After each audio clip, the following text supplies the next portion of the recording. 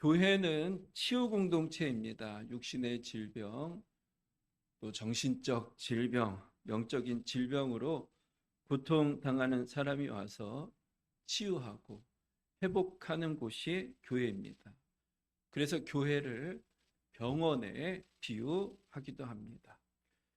그러나 교회는 치유 공동체지만 또 다른 한편으로는 사명 공동체입니다.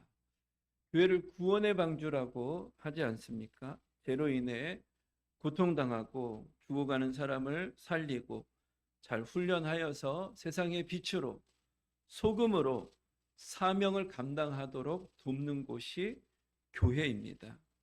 우린 교회가 치유 공동체이자 사명 공동체라는 것을 잘 이해하고 두 가지 균형을 이루어가기 위해서 힘써야 됩니다.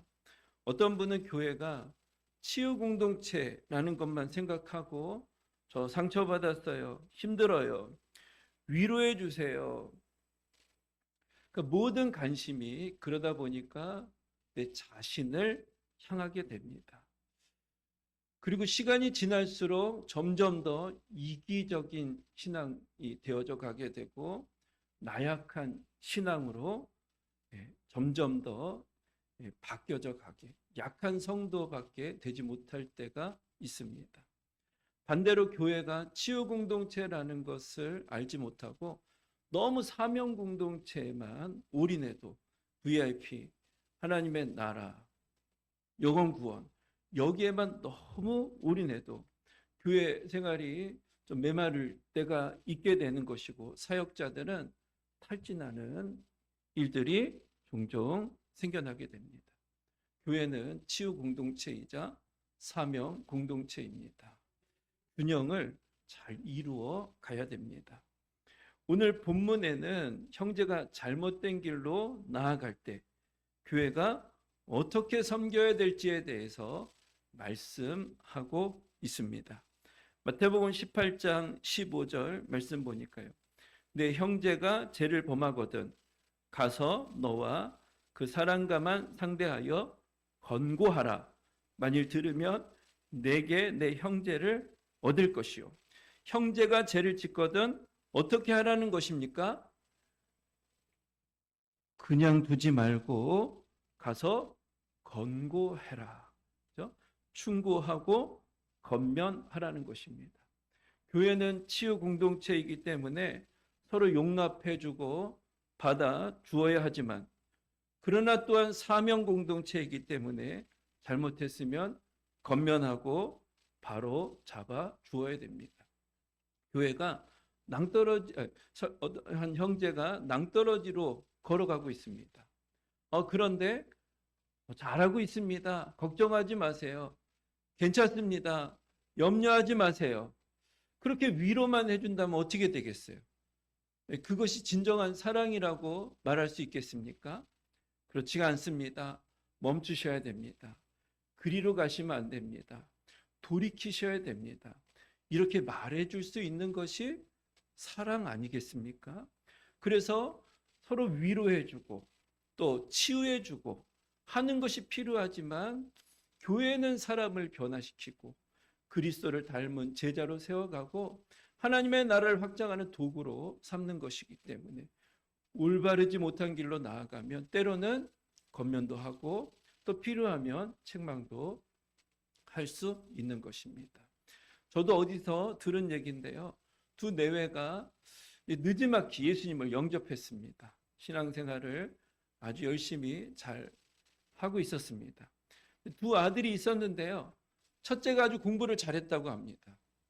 정교에서 왔다 갔다 하는 아주 공부를 아주 열심히 하고 잘하는 친구였다고 합니다. 그런데 그 두 부모님이 서울대를 나왔대요. 그러니까 공부를 잘하긴 해도 성이 안 차는 겁니다. 그래서 자꾸 책망하고 또 지적하고 비난하고 이와 같은 일들이 예수를 믿었어도 반복이 된 것입니다. 결국 너무나도 안타깝게도 너무 눌리고 눌리다 보니까 그 첫째 아들이 스스로 자기 목숨을 끊는 안타까운 비극적인 일이 있었다고 합니다. 잘하고 있습니다. 괜찮습니다. 모든 것이 잘 될 겁니다. 이렇게만 말해주는 것이 사랑은 아닙니다. 때로는 그렇게 하시면 안 됩니다. 돌이키셔야 됩니다. 멈추셔야 됩니다. 권면하고 또 때로는 필요하면 책망할 수 있는 것. 그것이 교회인 것입니다. 그런데 우리는 대부분 그냥 넘어가는 경우가 많습니다. 첫째는 무관심이고요. 둘째는 이기심입니다. 권면하려면 부담스럽지 않습니까? 책망하려면 좀 불편한 마음도 있고 부딪히면 좀 서로 꺼리끼는 그런 마음들도 생기게 되지 않겠습니까? 그러니까 그냥 넘어가는 겁니다. 내 문제도 많은데 괜히 피곤하게 그러면서 그냥 넘어갈 때가 많이 있습니다. 이기적인 자기 사랑이죠. 그런데 주님 어떻게 하라? 바로 잡아주라는 것입니다. 고린도 교회가 세워진 이 고린도 지역은요, 성적으로 굉장히 문란한 지역이었습니다. 예수님을 믿지만 성도들 가운데 그 세상에 지배를 받고 영향을 받고 있던 성도들이 있었습니다. 성도들 가운데 이 음행죄를 저지르는 사람들도 있었습니다. 고린도전서 5장 1절, 2절 말씀 보니까요. 너희 중에 심지어 음행이 있다 함을 들으니 그런 음행은 이방인 중에서도 없는 것이라. 누가 그 아버지의 아내를 취하였다 하는도다. 계모죠, 계모. 그렇죠? 그리하고도 너희가 오히려 교만하여져서 어찌하여 통한이 여기지 아니하고 그 일 행한 자를 너희 중에서 쫓아내지 아니하였느냐. 교회 안에 이런 세상에 이런 부정적인 모습들, 제약들이 교회 안에서도 침투하고 들어와서 버젓이 행하고 있던 것입니다. 그런데 교회 지도자들이 이거 건들기 시작하면 일이 점점 더 커지게 되니까 서로 불편하니까 좋은 게 좋은 거라고 그냥 넘어가고 그냥 또 넘어가고 가만 덮어두는 것입니다. 사도 바울이 그 이야기를 듣고 기겁을 합니다. 고린도전서 5장 6절 7절 너희가 자랑하는 것이 옳지 아니하노다. 적은 누룩이 온 덩어리에 퍼지는 것을 알지 못하느냐. 너희는 누룩 없는 자인데 새 덩어리가 되기 위하여 묵은 누룩을 내버리라. 우리의 유월절 양 곧 그리스도께서 희생되셨느니라. 누룩이라는 것의 특징은 뭐예요? 확 퍼지잖아요. 어떤 순간이 되면 확 퍼지는 겁니다. 덮어놓고 덮어놓지만 근데 가만히 있는 게 아닙니다. 그 제약들이 점점 더 준비되어서 퍼질 가능성이 충분히 있는 것입니다. 그러니까 사도 바울이 고린도 교회 지도자들을 향해서 하는 권면이 뭡니까? 쫓아내라는 것입니다. 쫓아내라. 그냥 잘한다. 문제없다. 위로만 하는 것이 사랑이 아닙니다. 권면하고 교정도 하고 필요하면 책망도 하는 것. 이것이 사랑이고 교회 공동체가 세워져 가는데 가지고 있어야 될 두 가지 기둥 중에 하나입니다. 교회를 구원의 방주라고 하지 않습니까? 틈이 벌어져 가지고 물이 새어 들어오고 있습니다. 그런데 교회는 그냥 서로 치유해 주는 것이니까 그냥 받아주는 것이니까 괜찮아. 걱정하지 마. 염려하지 마. 그렇게만 하고 있다면 어떻게 되겠어요? 결국은 물이 가득 들어와서 배는 결국은 침몰할 수밖에 없는 것입니다. 그래서 교회가 필요하면 격려도 하고 또 위로도 해주지만 때로는 권면도 하고 책망도 해야 되는 겁니다. 요즘 젊은 세대들이 교회를 많이 떠나고 있는 시대 속에 우리가 신앙생활을 하고 있습니다. 여러 가지 이유가 있다고 생각됩니다. 세상의 어떤 화려함들, 그렇죠? 세상이 정말 이런 나쁜 이 사상과 이런 조류, 이런 시대 속에 우리 젊은 세대들이 많은 영향을 받고 있습니다. 계몽주의, 이해가 되지 않으면, 경험되어지지 않으면 나는 믿지 않는다. 이런 세상적인 사상들이 아이들을 지배하고 있습니다. 포스트 모더니즘, 내가 최고야. 내 느낌이 최고야. 내 감정이 최고야. 나만 중요해. 그래서 치유하는 그것에 대한 길은 너무나도 많이 열려 있어요. 위로해주고 받아주고, 그래, 치유해줘야 돼, 받아줘야 돼. 너무 이쪽만 신앙생활 하는데 균형이 깨지는 경우가 많이 있습니다. 이 시대 포스트 모더니즘, 모든 것이 내 느낌, 내 감정, 이걸 굉장히 중요하게 생각하는 시대 속에 우리가 살아가고 있습니다. 그러니까 때로는 하나님보다 내 자신이 더 높은 자리에 앉아 있는 경우가 많이 있는 것입니다. 또 물질주의, 얼마나 세상이 물질에 의해서 지배당하고 있습니까? 그러니까 우리 다음 세대들도 이런 세상 속에 살아가고 있으니까 물질이 하나님이잖아요. 하나님보다 더 높은 자리에 올라가 있지 않습니까? 그러니까 신앙생활하기 쉽지 않은 시대 속에 살아가고 있는 겁니다. 이 외적인 환경뿐만 아니고요, 교회 안에서의 연약함들을 보면서 때로는 실족하고 실망하는 경우도 적지 않게 있습니다. 저 같은 지도자들이 정말 하나님 앞에 투명하고 정직하고 진실하게 또 주신 사명을 감당해야 되는데 종종 성적인 문제로 넘어지는 그런 목사님들, 그런 모습들도 나타나게 되고요. 교회 안에 이런 부조리들을 보면서 다음 세대가 정착을 하지 못하는 일들이 일어나고 있는 것입니다. 다윗도 물론 넘어졌어요. 인간이다 보니까 완전할 수 없습니다. 그러나 넘어졌다 할지라도 어떻게 해야 됩니까? 정말 하나님 앞에 회개해야죠. 책임을 져야죠. 돌이켜야 되죠. 그런 시간들을 충분히 가지면서 주신 직분을 제대로 감당하지 못한 것에 대해서 회개하는 시간이 있어야 되는 거 아니겠습니까? 그런데 많은 경우 그냥 좋은 게 좋은 거라고 넘어가. 그냥 덮어. 그러면서 교회 지도자들의 이런 부족함들을 그냥 덮고 또 넘어가고 하다 보니까 다음 세대가 이해가 되지를 않는 것입니다. 이성적으로 너무 부조리한 모습들이 많이 교회 안에 보여지게 되는 것입니다. 그러니까 점점 더 실망하고 실족하는 일들이 적지 않게 일어나고 있는 것을 볼 수가 있습니다. 칼빈은요, 건징이 없는 교회는 교회도 아니다라고 말을 할 정도로 교회는 두 가지 기둥이 필요함을 말씀하고 있습니다. 교회는 치유 공동체입니다. 그래서 괜찮아, 잘 될 거야, 염려하지 마, 다시 또 힘을 내면 돼, 필요합니다. 그러나 그것만 가지고는 사람이 세워질 수 없습니다. 교회가 건강하게 세워져 갈 수 없습니다. 교회는 사명 공동체이기도 합니다. 넘어졌을 때 잘못된 길로 나아가면 그냥 괜찮아, 걱정하지 마. 물론 그것도 필요하지만 때로는 그렇게 하면 안 돼. 돌이키셔야 됩니다. 회개해야 됩니다. 하나님 앞에 다시금 돌아와야 됩니다. 때로는 따끔하게 권면하는 것도 교회 안에 있어야 됩니다. 두 가지 균형을 아름답게 이루어갈 때 건강한 교회로 세워져 가게 되고 또 이 세상 속에서도 영향력 있는 아름다운 교회로, 열매 맺는 교회로 세워져 가게 될 줄 믿습니다.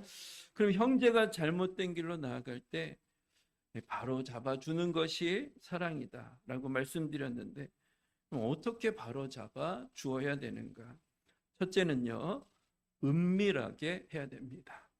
15절 말씀, 내 형제가 죄를 범하거든 가서 너와 그 사랑가만 상대하여 권고하라.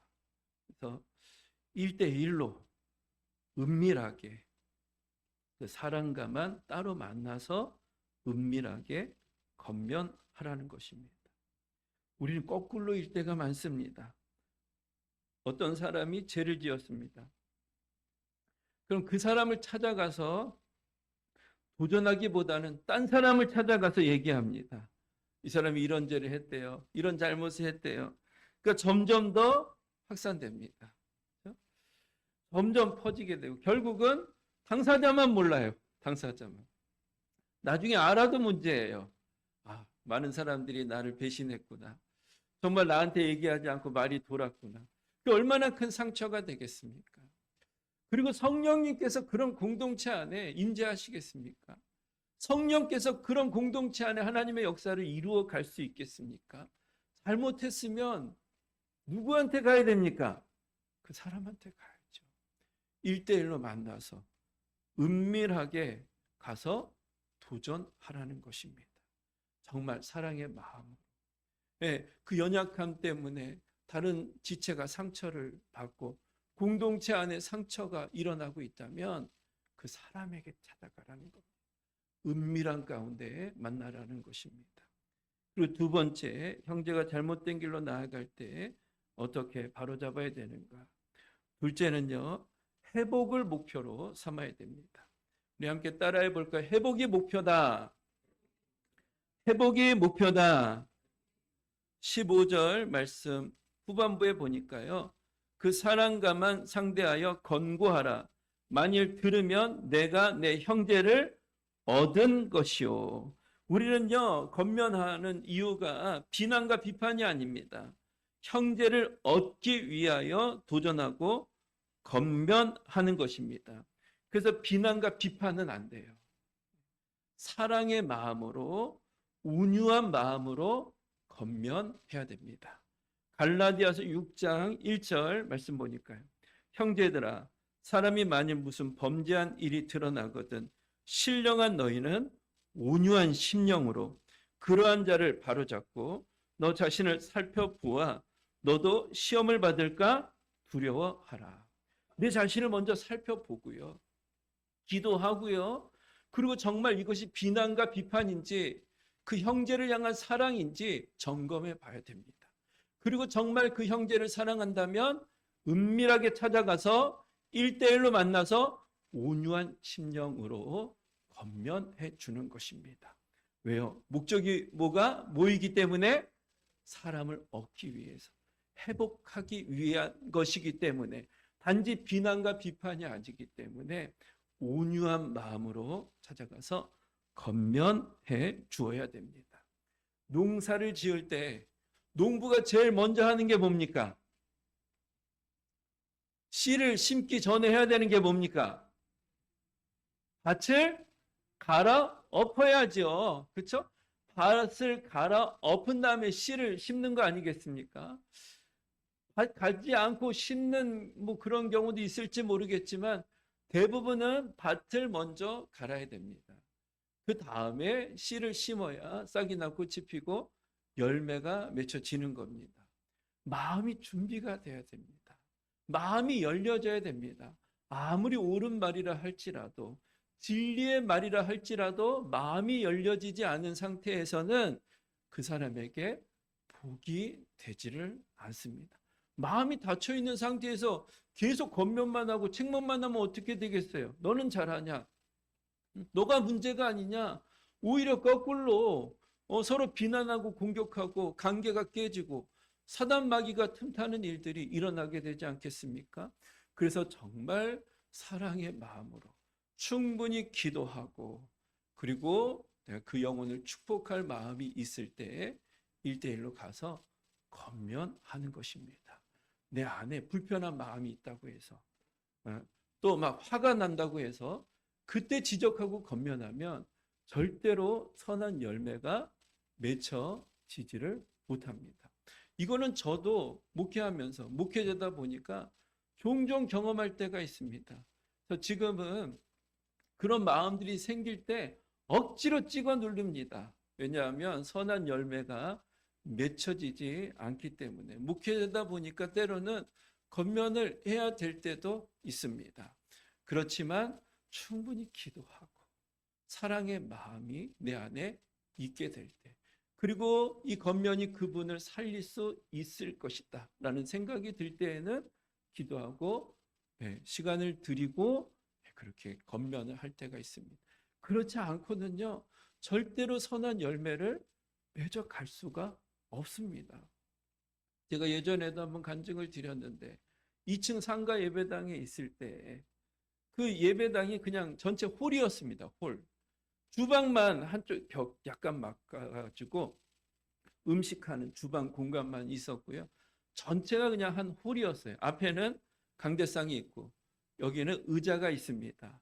사무실도 따로 뭐 칸막이를 막아놓은 게 아니고 한쪽 구석에다가 뭐 이렇게 그냥 대충 쳐가지고 여기 사무실입니다. 이렇게 만들어놨고 또 물 마실 수 있도록 생수하고 정수기하고 뭐 종종 차 그걸 이제 문 옆에 정문이 저쪽에 있었거든요. 그래서 문 옆에다 차 마실 수 있도록 정수기 이렇게 놨습니다. 그래서 한 번은 금요 기도회 때였거든요. 열심히 뭐 찬양하고 기도회를 하는데 이렇게 기도하다가 종종 눈을 뜰 때가 있습니다. 서로 눈 뜨면은 약간 좀 이상하죠. 근데 눈을 떴는데 한 형제님이 이렇게 일어나셔서 저 뒤쪽에 가서 그 정수기에다 뜨거운 물에다 커피 믹스를 타가지고 이렇게 해서 마시고 있는 겁니다. 그래서 제 마음이 너무 불편했어요. 지금 예배하고 같이 기도하는 시간인데 저 뒤에 가서 물 받아가지고 믹스 커피 받아서 이렇게 마시고 있는 모습을 보니까 또 마음이 막 불편한 겁니다. 그래 그 정도만 됐으면 딱 참았을 텐데 그 뒤에 또 사탕 같은 게 있었거든요. 사탕을 가지고 와서 우리 엄마랑 아이가 이렇게 와서 예배 기도하는 그 친구 있었는데 거기에서 그 아이한테 사탕 갖다 주고 또 이쪽에 있는 아이한테 그 불 다 꺼놓은 상태에서 또 사탕 갖다 주고 그러는 겁니다. 그러니까 제가 참지를 못했어요. 예수님께서 그 성전에 상을 갑자기 막 뒤엎으셨던 그것도 생각나고 참으면 안 돼서 막 혈기를 부리면서 지금 뭐 하시는 거냐고 하나님께 기도하고 예배드리는 이런 시간 속에 하나님 앞에 이 거룩한 예배드리는 이 시간 앞에 뭐 하고 있는 거냐고, 네? 뭐 하러 왔냐고 막 그러면서 이렇게 책망을 많이 했습니다. 근데 그렇게 하고 나서 제가 후회를 많이 했습니다. 그래서 성도님들은 뭐가 돼요? 성도님들 열심히 기도하고 있다가 갑자기 그냥 목에다가 그냥 뚜껑이 열려가지고 마른 하늘에 날벼락이지 막 또 혈기를 부리니까 기도하러 오신 성도님들은 뭐가 됩니까? 어떻게 건면해야 됩니까? 은밀하게 1대1로 찾아가서 그리고 기도하며 정말 사랑의 마음으로 화딱지가 나서 비난하는 게 아니고 정말 사랑의 마음으로 찾아가서 건면해주고 격려해주고 왜요? 사람을 얻어야 되잖아요. 그렇죠? 사람을 얻기 위해서 우리가 건면하는 거 아니겠습니까? 그런데 실수를 했습니다. 그래서 결국은 좀 있다가 바로는 아닌데 좀 있다 이제 형제님도 교회를 안 나오시고 또 그것 때문에 또 우리 기도하러 오셨던 분들 마음도 그렇게 또 좋은 것은 아니고 또 그런 일들이 있었습니다. 그래서 뭐 갑자기 내가 이걸 가르쳐 줘야겠다. 내가 건면해야겠다. 또 내 마음속에 막 분노가 생겨서 이거는 지적해야겠다. 선한 열매가 맺혀지지 않습니다. 충분히 기도해야 됩니다. 그리고 그 가운데는 사단마귀가 틈을 탈 수 있습니다. 그래서 저는 갑자기 무슨 생각이 막 들고 막 갑자기 몰아붙이면 일부러 자제하려고 노력합니다. 그건 성령님이 하시는 게 아니고 사단마귀가 관계를 깨트리고 공동체를 흩으려고 하는 그런 어떤 제 도구가 될 수도 있기 때문에 그때는 정말 자제하려고 누르려고 마음이 편하지 않아도 그렇게 많이 애를 씁니다. 우리가 건면하는 목적은요, 사람을 얻기 위한 겁니다. 얻기 위한 겁니다. 충분히 기도해야 돼요. 그리고 은밀하게 1대1로 만나서 사랑의 마음으로 축복해 줘야 되는 겁니다. 제가 지난주 2부 예배 때 강고를 하면서 예배자의 자세에 대해서 좀 말씀을 드렸습니다. 물을 마시는 거에 대해서, 사탕을 먹는 거에 대해서, 또 찬양단의 자세에 대해서 말씀을 드렸습니다. 여러분들이 이거 하나만 기억하시면 됩니다. 내가 지금 하나님을 예배하는 것인지, 어떤 물을 마실 때 이게 정말 하나님을 예배하기 위한 것인지, 그냥 나를 예배하는 것인지, 그냥 이게 익숙해지고 그냥 편해서 나를 예배하고 있는 것인지, 자칫하면 하나님을 예배하는 이 거룩한 공간 속에서도 나를 예배하는 이런 자리에 넘어질 수도 있는 겁니다. 그래서 사실 이 얘기를 예전부터 하려고 했습니다. 그런데 더 기도해야지. 기도하고 좀 기다리고 또 정말 내가 사랑의 마음으로 우리 성도님들이 예배자로 온전히 세워져서 복을 받는 그런 믿음의 사람들로 세워져 가야 가도록 그런 마음들이 내 안에 충만해졌을 때 내가 전해야지. 기도하고 있었습니다. 그래서 지난주에 또 그 전에도 좀 전하려고 하다가 좀 상황이 아닌 것 같아서 또 미루기도 하고. 사실은 이렇게 건면하는 게 많은 가정을 겪어야 됩니다. 복잡합니다. 그러다 보니까 서로 불편하기도 하고 그냥 넘어갈 때가 많이 있습니다. 그러나 계속 똑같은 일에 넘어진다면 그분이 어떻게 복이 될 수 있겠습니까? 그 행위가 교회에 상처를 주고 아픔을 준다면 어떻게 그냥 내버려 두는 것이 사랑이다라고 말할 수 있겠습니까? 교회 공동체는요, 치유 공동체인 동시에 사명 공동체입니다. 괜찮아요. 잘하고 있어요. 예, 힘내세요. 염려하지 마세요. 이런 치유의 말도 필요하지만 때로는 정말 그 영혼이 바르게 세워지기 위해서 열매 맺는 하나님의 사람으로 세워져 가기 위해서는 권면도 필요한 것입니다. 사명 공동체로 세워져 갈 때 균형 있게 교회가 세워지고 또 영향력 있는 교회로 열매 맺는 교회로 또 하나님께서 축복해 주실 줄 믿습니다. 바로 잡아주기 위해서 가져야 될 세 번째 자세는요, 객관성을 유지해야 한다는 것입니다. 16절 말씀 보니까요, 만일 듣지 않거든 한두 사람을 데리고 가서 두세 증인의 입으로 말마다 확증하게 하라. 왜 다른 사람을 데리고 가라는 것입니까? 첫째는 객관성입니다. 당신이 이런 문제가 있어요. 이런 행동이 공동체와 교회에 상처를 주고 있습니다. 그랬는데 어때서요? 그게 문제인가요? 저는 괜찮다고 생각하는데요. 그럴 수 있지 않겠습니까? 그러면 논쟁으로 이어질 수도 있지 않겠습니까? 그래서 두세 사람이 가서 객관화 시켜주는 겁니다.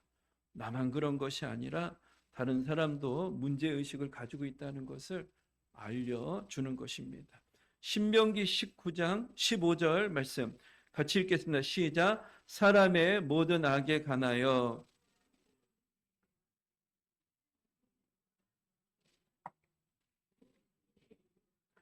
새 증인의 입으로 그 사건을 확정할 것이며, 객관화입니다. 그리고 증인이죠. 증인. 처음에는 1대1로 가서 은밀한 가운데 말을 하는 겁니다. 듣지를 않아요. 그 다음 단계가 교회에서 말을 하는 것인데, 그러면 그 전 단계 두세 사람이 가는 것이거든요. 그래서 객관화를 시키는 겁니다. CCTV가 있던 것도 아니고 증거를 남겨야 되지 않겠습니까? 그래서 객관화하는 겁니다. 뭔가를 판정할 때 객관화시키는 게 굉장히 중요합니다. 한쪽 말만 들으면 안 돼요. 자매님 말만 들으면 형제가 완전 죽일 저거예요. 근데 또 형제님한테 또 찾아가면 또 그것이 또 전부는 또 아니에요. 그러니까 양쪽의 말을 다 들어봐야 되고 객관화를 시켜야 되는 겁니다. 소문으로 판단만 하면 안 되고 정말 여러 의견도 듣고 이런 가정들이 우리 공동체 안에 필요합니다. 네 번째로 바로잡아 주기 위해 가져야 할 네 번째 자세는 교회 이름으로 징계해야 됩니다. 17절 말씀 보니까요. 만일 그들의 말도 듣지 않거든 교회 말하고 교회 말도 듣지 않거든 이방인과 세리와 같이 여기라.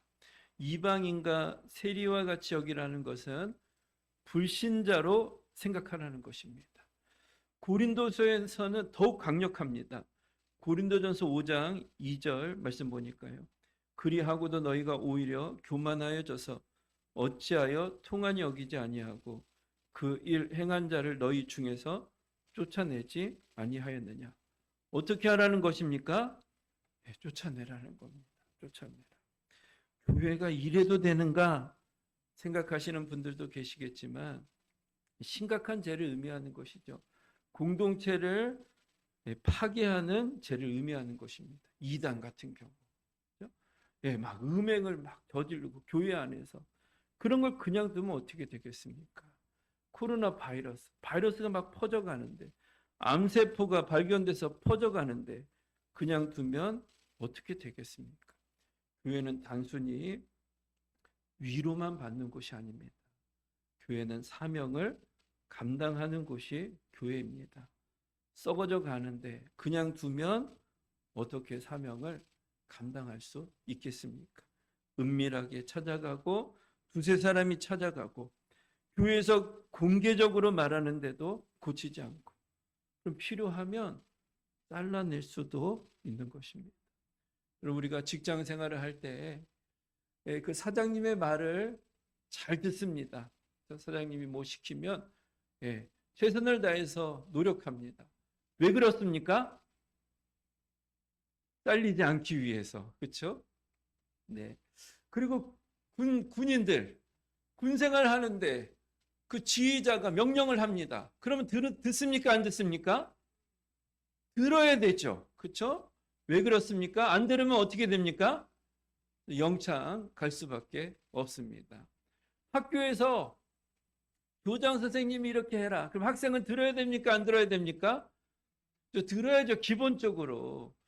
그리고 대부분 듣습니다. 왜 그래요? 안 그러면 또 징계를 받을 수도 있기 때문입니다. 그런데 우리 하나님은 어떤 하나님이십니까? 네, 세상의 모든 권세보다 더 크신 권세를 갖고 계신 분이 우리 하나님이십니다. 사장님보다 더 높으신 분이 하나님이시고요. 별 4개 대장보다 더 높으신 분이 우리 하나님이십니다. 교장 선생님보다 몇 배나 더 높으신 분이 우리 하나님이십니다. 하나님. 근데 하나님께서 놀라운 권위를 갖고 계시잖아요. 이 권위를 어디에다 위임해 주셨냐? 교회에다가 하나님의 권위를 위임시켜 주신 겁니다. 교회는 하나님의 몸이잖아요. 예수님의 몸 아닙니까? 그래서 하나님의 권위가 그 교회 속에 스며들어 오게 된 것입니다. 하나님께서 하나님의 권위를 교회 위에 세워 주신 것입니다. 마태복음 18장 18절부터 20절까지 말씀 보면요. 오늘 본문 말씀 이렇게 형제가 연약한 죄를 졌을 때 이렇게 권면할 것에 대해서 말씀하시고 결론적으로 이 말씀을 예수님께서 하십니다. 진실로 너희에게 이르노니 무엇이든지 너희가 땅에서 매면 하늘에서도 매일 것이요 무엇이든지 땅에서 풀면 하늘에서도 풀리리라. 진실로 다시 너희에게 이르노니 너희 중에 2사람이 땅에서 합심하여 무엇이든지 구하면 하늘에 계신 내 아버지께서 그들을 위하여 이루게 하시리라. 2-3사람이 내 이름으로 모인 곳에는 나도 그들 중에 있느니라. 그러니까 엄청난 권세를 주신 거잖아요. 그렇죠? 권위가 있는 거잖아요. 근데 이 권위가 어디에 임하게 되었다는 것입니까? 어디죠? 사람이 모인 공동체가 뭡니까? 교회잖아요. 교회. 2-3사람이 내 이름으로 모인 곳, 믿는 사람이 모인 곳, 그곳이 교회 아닙니까? 하나님께서 교회 위에 이렇게 엄청난 권위를 주셨다는 겁니다. 땅에서 매면 하늘에서도 매일 것이요 땅에서 풀면 하늘에서도 풀릴 것이다. 2-3사람이 내 이름으로 합심하여 기도하면 하늘에 계신 내 아버지께서 그들을 위하여 이루게 하시고 2-3사람이 내 이름으로 모인 곳에는 나도 그들 중에 함께 하겠다.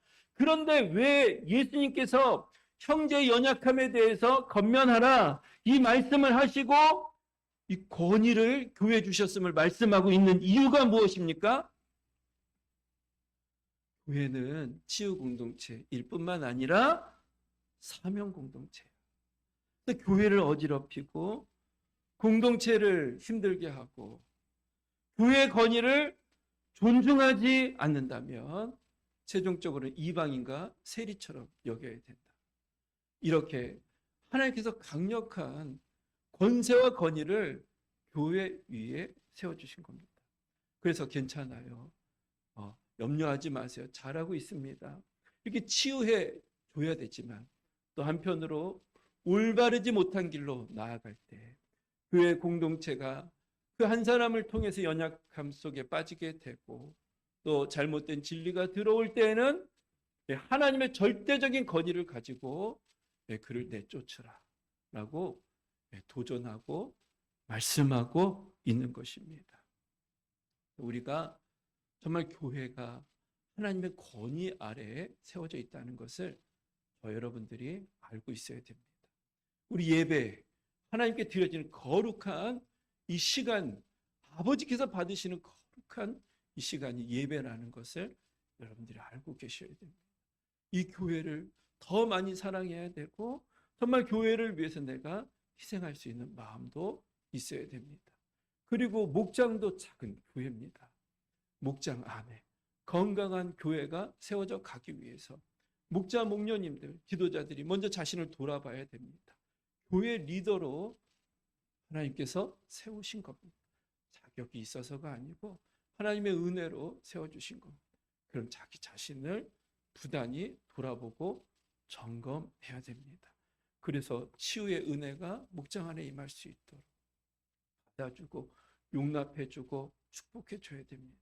그런데 그렇게 아픔을 주는 지체가 있다면 정말 사랑의 마음으로 기도하고 정말 긍휼의 마음으로 내가 이 형제를 도와줘야겠다라는 그런 마음이 있을 때에는 때로는 조용하게 은밀하게 만나서 사랑의 마음, 사랑의 겉면도 해줄 수 있어야 됩니다.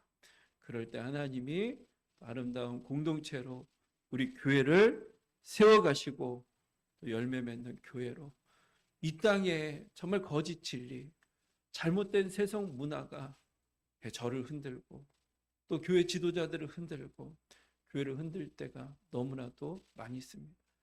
괜찮아요. 잘 될 겁니다. 그것만으로는 안 되는 시대 속에 우리가 살아가고 있습니다. 깨어 있어야 되고 늘 하나님의 달인줄로 우리 각자 자신들을 점검하고 정말 하나님의 교회가 더욱더 거룩한 반석 위에 아름다운 공동체로 세워져 가기 위해서 저뿐만 아니라 우리 모두가 함께 마음을 모으고 기도하며 또 세워져 가는 우리 교회가 되고 그래서 함께 복을 받아 누리고 하나님께 칭찬받는 우리 신앙생활이 되어져 가게 되길 예수님의 이름으로 축복을 드립니다.